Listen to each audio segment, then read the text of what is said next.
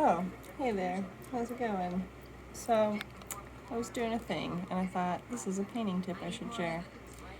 A lot of times we'll get to the end of a paint tube and there'll be like just a little bit left. Sometimes you can crack them open, you'll find like crusty bits on the side. Sometimes you'll just forget and leave the lid off. So, if you have one of those that's basically like solid crusted over because you left the lid off the last tiny little bit or whatever, or you squeezed as much out as you could and that was it. One trick that you can use to get just like that much more in the event that you need it, especially after it's dry. Instead of just adding another medium, which is one trick that you can do to revitalize paint, you can add a little bit more paint.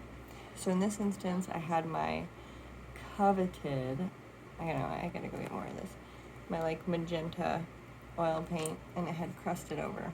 So what I did was I took, this is the end of a match here, and I just scraped out these like, that last little whatever. And I probably could have done that like when it was still gooey, but I guess I didn't have a reason for the canvas or whatever. But I also must have lost the lid for it, so did that. And then I've also got my white paint here, which I put a yellow lid on, so it has some yellow in it. Don't worry about it, it's fine. So I'm going to take a little bit of that, and I'm going to apply it to those beautiful little crustaceans that we formed and made. Trying to make sure I can see what you guys can see. And I'm just going to like,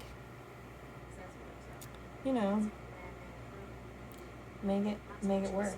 No, I'm just kidding. I'm going to sit here and just like use the oil that's in that one paint to rehydrate just enough of that pigment.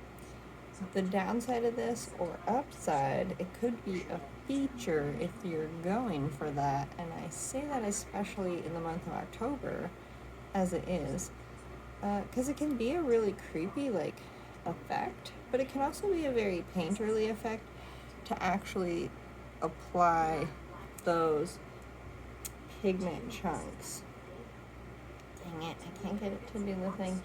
So anyway, it'll like do some cool stuff if you leave that on your canvas. And so see, I've not necessarily achieved that same color, which you can kind of see when I was like thinking about, I should share this.